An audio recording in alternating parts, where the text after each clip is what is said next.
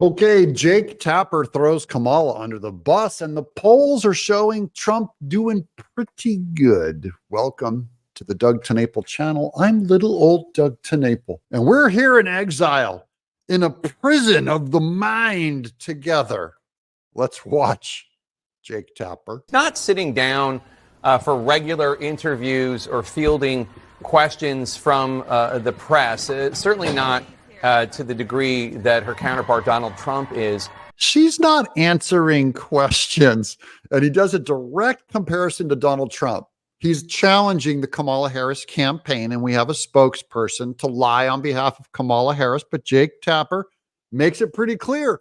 Donald Trump, very available. Kamala Harris, not available. Why? Why is she not doing more interviews to talk about her policies and answer some of the questions that voters have about her policies and on her change on her views in some of them?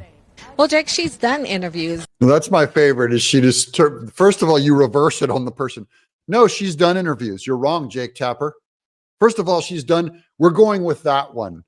You're wrong. She's done interviews. What does she mean by that? When she unpacks it here, it's even worse. And I know that we would love, or you would love, to see her sit down every single day with CNN and do interviews. You would love to see her every single day. That's not what he's asking. He said just be generally available. And then she goes to this other extreme going, we know what you want. You want her to sit down every single hour of every single day and just do interviews. No, we want, how about one interview a week? She won't even do that. People are gaslighting liars, man. They're good at it. But she's a very busy person. Oh, she's very busy because Donald Trump's not busy. Well, she certainly isn't running the country. No one's running the country right now. She's not sitting there in the Oval Office doing all kinds of, because she's not the president. She's the vice president. And as Nancy Pelosi said about the vice president, you really don't do anything as vice president. They can't make up their minds on this. The good news is the American people are making up their minds a little bit toward Trump. This is the Polymarket betting pool. Trump just now jumped ahead in Pennsylvania, 51% to Kamala Harris's 49%.